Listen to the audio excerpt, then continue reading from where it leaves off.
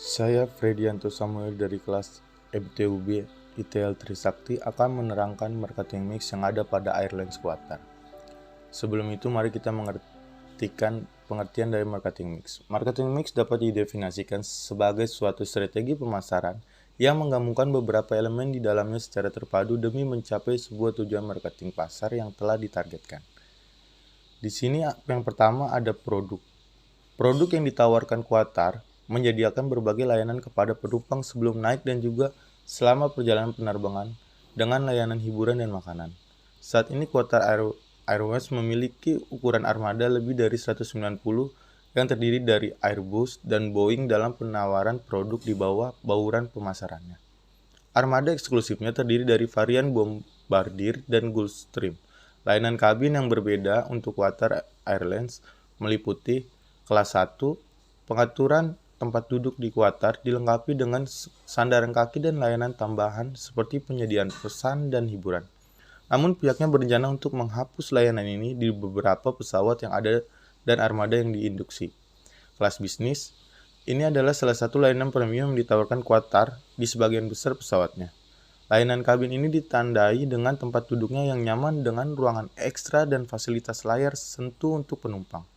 Lalu di kelas ekonomi, Qatar juga memberikan layanan terbaik untuk kelas anggaran maskapainya yang terbukti dari fakta bahwa maskapai menerima penghargaan kelas ekonomi terbaik oleh Skytrax. Penumpang disediakan tempat duduk yang lebih baik dan televisi pribadi untuk hiburan dalam kategori ini. Lalu yang kedua ada price. Salah satu keunggulan kompetitif utama dan alasan memilih Qatar adalah penyediaan layanan berkualitas dengan harga yang wajar. Ini memiliki harga berdasarkan nilai dan penawaran kisaran harga yang berbeda untuk kelas premium dan ekonomi. Qatar mengadopsi strategi pengikut pasar dalam bauran pemasarannya. Dalam hal penetapan harga tiketnya dan harga biasa ditetapkan berdasarkan harga pesaing yang umumnya adalah Emirates yang beroperasi di lokasi geografis yang sama. Metode yang diadopsi oleh maskapai sehubungannya dengan penetapan harga ini juga dikenal sebagai strategi penetapan harga yang berlaku. Qatar umumnya menargetkan segmen kelas atas dan menengah yang kaya yang mencakup korporat, bisnis, dan eksekutif. Namun jelas perlu dipahami bahwa jatuhnya harga minyak mentah dunia memainkan peran utama dalam menentukan harga tiket dan operator penerbangan Timur Tengah tersebut dan membawa perubahan dalam strategi penetapan harga mereka. Lalu yang ketiga ada plans. Berikut adalah strategi distribusi dalam bauran pemasaran Qatar. Merek ini telah hadir di semua rute yang menghubungkan kota-kota besar di seluruh dunia dengan lebih dari 150 tujuan. Pusat operasi maskapai berada di Bandara Internasional Ahmad dan memiliki jenis operasi hubungan dan spoke. Maskapai ini menawarkan berbagai layanan melalui laut dengan anak perusahaan dan divisi seperti Qatar Duty Free, Qatar Airways Holidays, Qatar Aviation Service, dan lain-lain. Yang keempat ada promosi. Qatar selalu mengidentifikasikan strategi promosi yang semakin meningkatkan visibilitas mereka di seluruh dunia. Qatar telah menggunakan platform seperti menjadi sponsor bola yaitu Barcelona dan juga menjadi wajah Asian Games yang diadakan di Doha pada tahun 2006. Dan baru-baru ini menandatangani sponsor Piala Dunia FIFA. Qatar melakukan promosi semacam itu dengan status dikaitkannya dengan acara-acara penting semacam itu dan juga meningkatkan visibilitas mereka. Iklan cetak dan iklan visual terutama ditunjukkan untuk pelanggan atas menengah dan memberikan pemahaman yang lebih baik tentang merek. Qatar telah menjadi lembaga penilaian sebagai maskapai terbaik oleh semua agensi termasuk penghargaan Skytrax di semua layanannya. Ini memberikan citra positif mereka Qatar keunggulan dibandingkan maskapai lain yang bersanding dengannya. Qatar menawarkan keanggotaan klub privilege untuk mempertahankan pelanggannya dan demikian memiliki perjanjian dengan berbagai maskapai penerbangan dan layanan tambahan seperti layanan hotel dan mobil. Yang kelima itu ada people. Qatar selalu fokus pada penyediaan layanan dan fasilitas berkualitas kepada penumpangnya yang berpergian ke tujuan dunia. Perusahaan memiliki pemerintah ini memiliki lebih dari 40.000 karyawan yang bekerja untuk dan di antaranya sekitar 50% dipekerjakan langsung oleh Qatar Airlines. Sisanya secara tidak langsung bekerja untuk operasional maskapai. Qatar telah menerima penguasa pengakuan luas atas layanannya yang dedikasikan untuk pelanggannya dengan penghargaan dan peringkat. Hal ini terlihat dari berbagai program pelatihan yang digagas untuk karyawan. Yang keenam, ada proses. Qatar telah mengembangkan proses yang kuat dan memberikan nilai kepada pelanggannya melalui infrastruktur dan teknologinya. Ini menawarkan layanan terbaik melalui Lounge yang merupakan terminal premium yang menawarkan toko bebas bea cukai, ruang konferensi, dan fasilitas lainnya. Juga maskapai ini telah melebarkan sayapnya secara internasional dengan membuka Lounge Dubai, London, dan Paris. Yang terakhir ada physical event. Qatar telah menorehkan namanya di sektor penerbangan dengan menduduki peringkat sebagai maskapai penerbangan terbaik di dunia. Dengan fasilitas dalam hal layanan di darat dan pengalaman penerbangan bagi penumpang. Qatar telah menunjukkan fasilitas yang luas untuk mereknya, Lounge, penyediaan fasilitas tambahan dalam hal hotel, restoran, layanan mobil, dan lain-lain. Memberikan merek dengan citra merek yang lebih baik.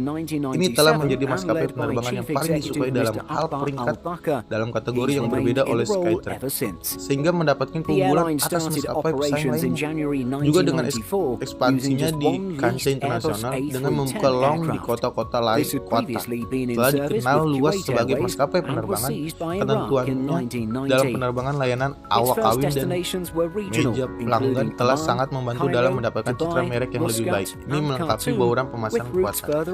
Nah, kita bisa lihat di sini adalah bagaimana terjadinya Qatar dan asal mula Qatar. Ini adalah saat Qatar terbang. Bisa kita saksikan. As well as growing the airline's fleet and destinations served, Qatar Airways has also been active in investing in other carriers, which has given the company a surprising diversification outside its base of Qatar. There have also been rumours of another major acquisition, possibly in North America, but this has not been confirmed. At present, Qatar Airways investments include a 25.1% stake in IAG, British Airways, Aer Lingus and Iberia, 10% of LATAM Airlines, a 9.99% share in Cathay Pacific, 5% stake in China Southern Airlines, and 49% of Rwandair.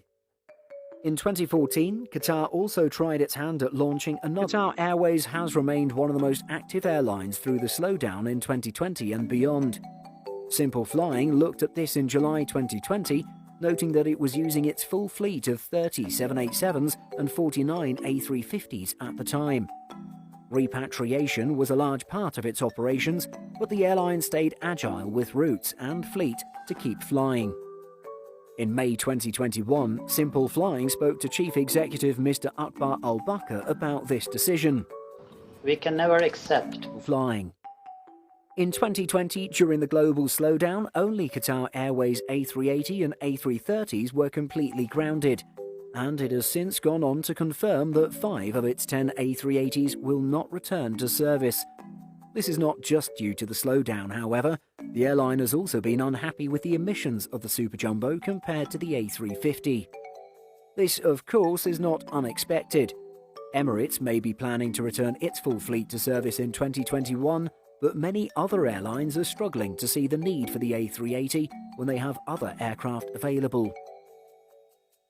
As of June 2021, Qatar Airways has 231 aircraft in its fleet. This is made up of 32 aircraft in the A320 family, 7 A330-200s and 8 A330-300s, all parked currently, 34 A350-900 aircraft, 19 A350-1000s, 10 A380s, though all are currently parked with 5 confirmed to retire, 9 777-200LR, 24 777-200F and 48 777-300ER aircraft, 30 787-8s and 7 787-9s, as well as 2 747-8Fs. And there are plenty more aircraft on the way. Before the pandemic, we looked at how the airline was due to take delivery of a record 40 new aircraft in 2020, up from 35 and 36 in the years before. While it has since tried to slow this, the order book remained strong. Its narrow-body fleet is getting a renewal, with 50 A321neo aircraft switched from the original order for A320neo aircraft. 10 of these will be A321LR aircraft, opening up some interesting longer routes for narrow bodies. These should start to enter service from 2022. There are also 23 A350-1000 and 23 787-9 aircraft still to enter service, and of course its 777X are yet to arrive. With delays to the 777X program, the aircraft is not expected to enter service now until 2024. But with 60 aircraft on order, Qatar is set to operate the second largest fleet behind Emirates, who have 115 on order. And despite the huge growth in routes, there is room for more. Simple Flying looked at how this expansion was continuing in 2020. New routes launched just in 2019 included Gaborone, Botswana, Mogadishu, Somalia, Rabat, Morocco, Valletta, Malta, Lisbon, Portugal, Davao, Philippines, Langkawi, Malaysia, and Izmir, Turkey. And routes being looked at for 2021 include Almaty, Kazakhstan, Dubrovnik, Croatia, Lyon, France, Nur-Sultan, Kazakhstan, Osaka, Japan, Santorini, Greece, Siem Reap, Cambodia, and Trabzon, Turkey. There's also plenty of scope for more services to the Americas.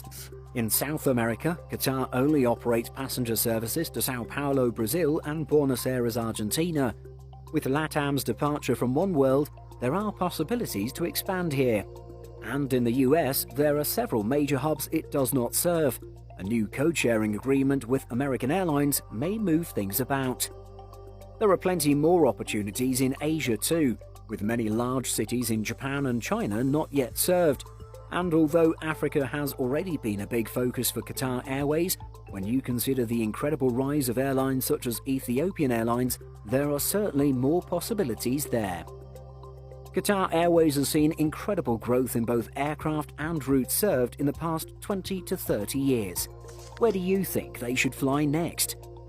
Feel free to discuss your thoughts in the comments, and if you like this video, be sure to hit that subscribe button and don't forget to click the notification bell.